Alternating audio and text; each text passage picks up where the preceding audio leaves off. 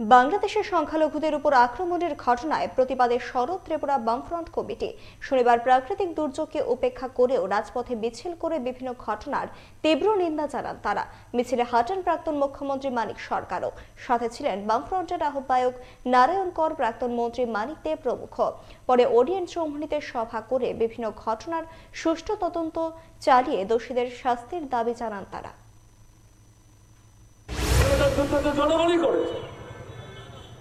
পরিস্থিতির মধ্যে যে পরিবর্তন ঘটিয়ে দিয়েছে তার থেকে বাংলাদেশে উদ্ধার করেছে বাংলাদেশের জনগণ।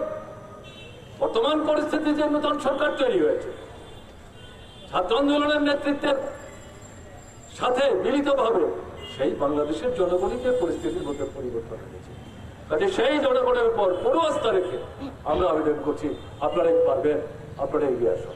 কিন্তু এই সাথে সরকার নির্বাক থাকবেন, নিশ্চুপ থাকবেন, শুধু গণতন্ত্রের পক্ষে ঘোষণা দেবেন, বক্তৃতা করবেন, রাষ্ট্রপুঞ্জে বর্তমান সরকারের যিনি প্রধান সেখানে বক্তৃতা করবেন, কিন্তু দেশের অভ্যন্তরে সংখ্যালঘুদের বিরুদ্ধে যে আক্রমণটা চলছে সেটার বিরুদ্ধে যদি কার্যকরী প্রশাসনিক দিক থেকে রাষ্ট্রের তরফ থেকে উদ্যোগ গ্রহণ না করেন তাহলে এই বক্তব্যগুলির অর্থকে এগুলি নিরর্থক হয়ে যাবে।